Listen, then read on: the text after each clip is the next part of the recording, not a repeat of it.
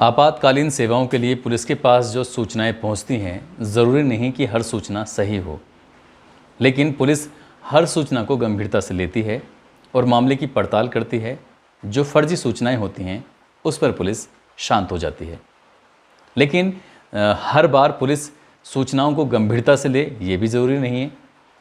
आज की जो सच्ची कहानी मैं आपको सुनाने जा रहा हूँ, इस सच्ची कहानी में सच्ची घटना की सूचना पुलिस को मिलती है और आपातकालीन की डिमांड की जाती है, लेकिन पुलिस इस मामले को गंभीरता से नहीं लेती और मामले को हल्के में लेती है।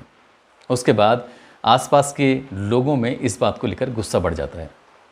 इसके बाद हंगामा होता है, पुलिस थाने का घेराव करती है और पुलिस जब इस घटना की तह तक जाती है तो हर कोई भौचक्का रह जाता है, हैरान रह जाता है।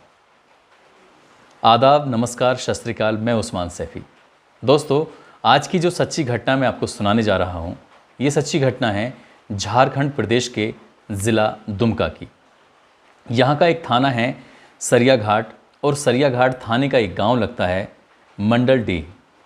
दरअसल यहाँ से एक सूचना मिली थी कि एक घर के अंदर जो सेप्टिक टैंक बना हुआ है शौचालय का, उसमें एक लाश पड़ी हुई है।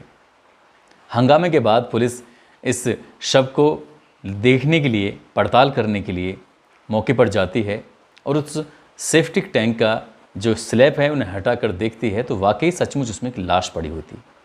उस लाश को कब्जे में लिया जाता है और उसके बाद उसका पोस्टमार्टम कराया जाता है। इस घर के अंदर 3 सदस्य रहते हैं, पति, पत्नी और लगभग 13 साल की एक बेटी। जब पुलिस इस मामले की पड़ताल करती है तो धीरे धीरे परतें खुलनी शुरू होती हैं। दरअसल यहाँ का जो युवक है, इसका नाम है सोनू पोद्दार, और सोनू पोद्दार गुजरात में मजदूरी करके परिवार का भरण पोषण करता है। लगभग 4 महीने के बाद 24 जून को वो वापस अपने गांव आता है और अचानक से वो गायब हो जाता है। जब लोगों को दिखाई नहीं देता तो उसको लेकर चर्चा शुरू हो जाती हैं कि आखिर सोनू गुजरात से वापस तो आया, लेकिन कहाँ रहता है, दिखाई नहीं देता। पड़ोस की रहने वाली एक महिला उसकी 13 साल की बेटी से पूछती है कि तुम्हारे पापा कहाँ रहते हैं, वो दिख नहीं रहे हैं, क्या बात है। तब वो दबी ज़ुबान में कहती है कि मेरे पापा अब इस दुनिया में नहीं हैं। लेकिन इसके आगे वो कुछ बता नहीं पाती है। इसके बाद उससे अगली बार, दूसरे दिन, तीसरे दिन फिर पूछा जाता है कि बेटा तुम्हारे पापा आखिर हैं, कहाँ हैं, कैसे हैं, या इस दुनिया में नहीं हैं तो कहाँ चले गए। तब वो बताती है मेरे पापा को मार कर और सेप्टिक टैंक में डाल दिया गया है। उस महिला ने ही पुलिस को फ़ोन किया था कि यहाँ पर एक हत्या हुई है और इस बात को लगभग 29 दिन का समय बीत गया था, लेकिन ना तो अड़ोस पड़ोस वालों को कोई खबर थी और ना ही पुलिस को खबर थी। और वो 29 दिन से लाश एक सेप्टिक टैंक में पड़ी हुई थी। उसके बाद पुलिस के पास जब सूचना पहुंचती है, हंगामा होता है, पुलिस मामले की जांच करती है और पुलिस ने उस सोनू पोद्दार की जो पत्नी है, जिसका नाम गौरी देवी है, उसको हिरासत में ले लेती है और मामले की पूछताछ करती है। पूछताछ में कुछ जो खुलासा होता है वो वाकई चौंकाने वाला होता है। दरअसल वो 4 महीने से गुजरात गया हुआ था सोनू, और सोनू की गैर मौजूदगी में गौरी को एक लड़के से प्यार हो जाता है जिसका नाम है रवि शर्मा।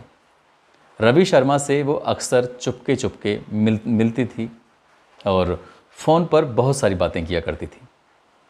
लेकिन अचानक से इस घर में फिर से सोनू की दखल हो जाती है।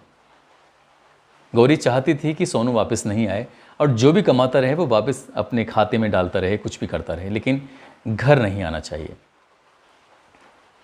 इसी बीच सोनू के घर में कुछ कंस्ट्रक्शन का काम चल रहा था, खासकर शौचालय का निर्माण हो रहा था। उसका शौचालय काफ़ी दिन से ख़राब पड़ा था। 24 जून को वो जैसे ही आता है तो गौरी कहती है कि जो भी कोई बाहर से आता है तो उसको कोरोना का एक इंजेक्शन लगता है और इंजेक्शन लगने के बाद वो सब कुछ नॉर्मल रहता है और परिवार की भी सुरक्षा बनी रहती है। इंजेक्शन लगाने के लिए रवि शर्मा को बुलाया जाता है। रवि शर्मा जो उसका प्रेमी होता है। रवि शर्मा ने इंजेक्शन लगाया है, लेकिन वो कोरोना का नहीं था, बल्कि वो नशे का इंजेक्शन था। और नशे का इंजेक्शन लगने के बाद उस बेहोश हो जाता है और बेहोशी में ही उस पर कुल्हाड़ी से वार कर दिया जाता है।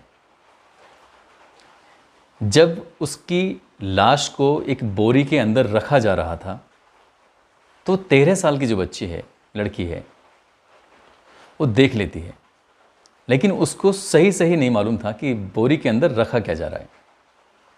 और उसके बाद वो बोरी शौचालय के सेफ्टिक टैंक में डाल दी जाती है और सेफ्टिक टैंक में डालने के बाद ऊपर से स्लैब ढक दिया जाता है।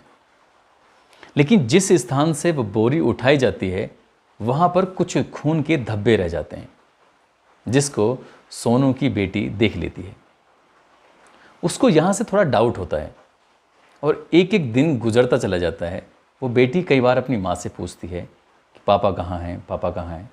तो पापा के बारे में सही जानकारी नहीं मिल पा रही थी, इसीलिए उसने एक अंदाज़ा लगाया, एक अपने दिमाग में एक कहानी बनाई, और वो कहानी झूठी नहीं थी बल्कि सच थी। उस थाने के अध्यक्ष अनुज कुमार जब गौरी से बात करते हैं तो वो गौरी एक एक बिंदु पर बारीकी से चर्चा करती है। जो मैंने आपको बताया वो सब गौरी ने ही खुलासा किया था। पुलिस ने रवि और उसकी प्रेमिका गौरी देवी को गिरफ्तार करके जेल भेज दिया है। उन पर चार्जशीट लगाई गई है और गंभीर धाराओं में मुकदमा दर्ज किया गया है। कोशिश ये है पुलिस की कि दोनों आरोपी कभी जेल से ना छूटें। दोस्तों, यहाँ पर गौरी ने न केवल रिश्तों को तार तार किया है, बल्कि अपनी 13 साल की बच्ची की ज़िंदगी को भी एक ऐसे अंधकार में डाल दिया है जिससे वो कभी बाहर शायद निकल ही ना पाए। ये प्यार में कभी कभी इंसान इतना अंधा हो जाता है कि वो रिश्तों की मर्यादाएं ही भूल जाता है। यदि उससे रवि से इतना ही प्यार था तो वो सोनू को छोड़ सकती थी और रवि के साथ में एक नई ज़िंदगी बिता सकती थी।